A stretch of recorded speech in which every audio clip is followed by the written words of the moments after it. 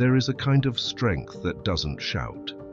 It moves quietly, acts clearly, and does not shake when others fall apart. Most people explain it away. He's just built different. She's naturally calm. He's used to stress. What they don't admit is this: real inner strength is trained, and the training is uncomfortable. 400 years ago in Japan, Miyamoto Musashi walked this path. More than 60 duels, real combat, no defeats. He wasn't the tallest, he wasn't the strongest. He built something else, a mind that did not hesitate, and a body that did not collapse under pressure. Before he died, he wrote his principles in the Book of 5 Rings, not as pretty philosophy, but as a manual for survival. Centuries later, one man in a modern city would find those same ideas. His name was Tobias. He was a paramedic. Chapter 1: When the Rescuer Breaks. Tobias worked on an ambulance. Night shifts, sirens, crowded streets, small apartments, too little sleep. He had chosen this job to help people, but over time the job started to eat him from the inside. At first, he handled the pressure. Then the calls started to pile up. Car crashes, overdoses, heart attacks, too many faces, too many stories. He slept badly. He snapped at his partner. He drank coffee to wake up, and something stronger to calm down. The collapse came one rainy night. The call was for a child. Trouble breathing, no time to waste. They arrived. Small room, panicked parents. The child on the floor, gasping. His partner looked at him. "Tobias, airway, go." Tobias stepped forward. His hands began to shake. His thoughts turned into noise. Everything he had trained for blurred. He hesitated, just for a moment. But in this job, a moment is everything. His partner took over, pushed him aside, and did what needed to be done. The child survived. But something in Tobias broke. Back in the ambulance, his partner looked at him and said quietly, "You can't freeze. Not here. Not in this work." The next day, Tobias sat in front of his supervisor. No shouting, just a simple question. "What's going on with you?"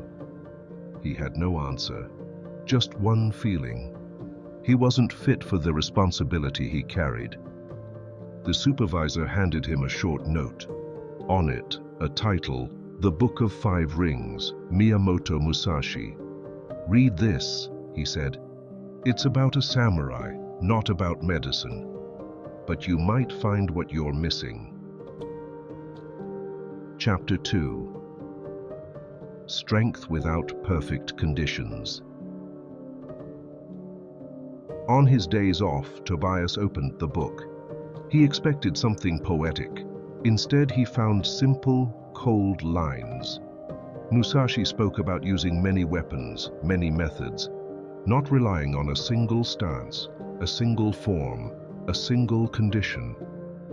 "If you need ideal circumstances to fight," he wrote, "you are already defeated." Tobias recognized himself. He could do his job when he had slept, when the call was routine, when he felt ready. But real emergencies didn't wait for that. He decided to change something very specific, not his whole life at once. Just one thing: he would train himself to function under any conditions. He chose a simple physical practice, something he could do in any station, any corner, any time. Stair runs. Every day, no matter how tired he was, he ran the stairwell of the ambulance station. Up, down, short, sharp, in silence. Some days it was 5 minutes, some days it was 20. But the rule was clear: no shift without stairs, no 0 days. Night shift, stair runs, rain, stair runs. Bad mood, stair runs. He wasn't chasing fitness. He was training a message into his nervous system. I act, even when conditions are bad. The body burned, the lungs protested, but the habit took root. Chapter 3.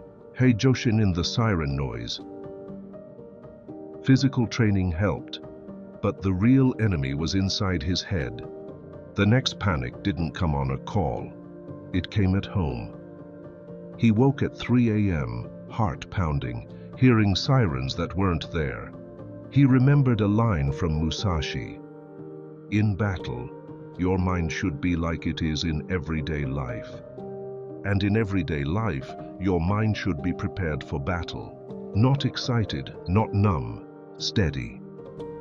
So Tobias started using his work as meditation training.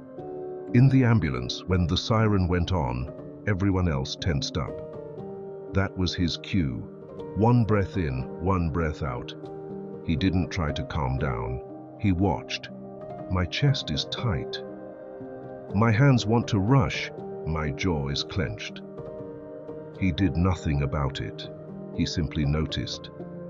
On scene, when people screamed, he treated their fear like background noise, and his own fear the same way.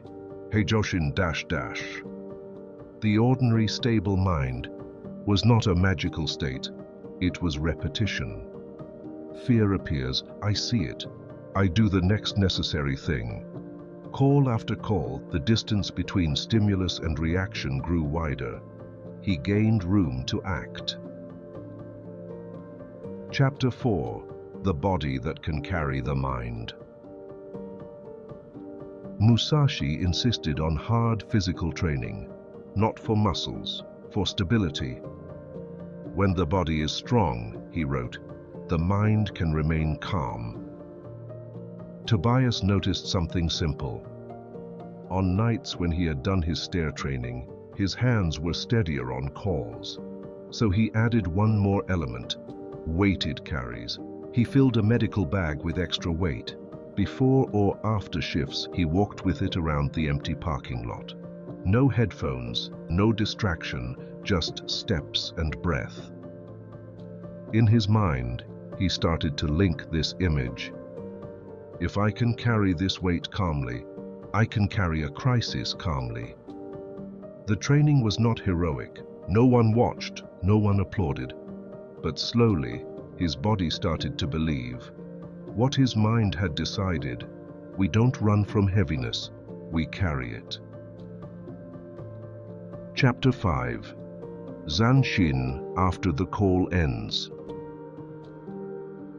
One idea in the Book of Five Rings struck him deeply. The battle does not end when the enemy falls. It ends when your awareness returns to stillness. Tobias saw how often he did the opposite. Call over, patient transferred. He would crash mentally, scroll on his phone, zone out.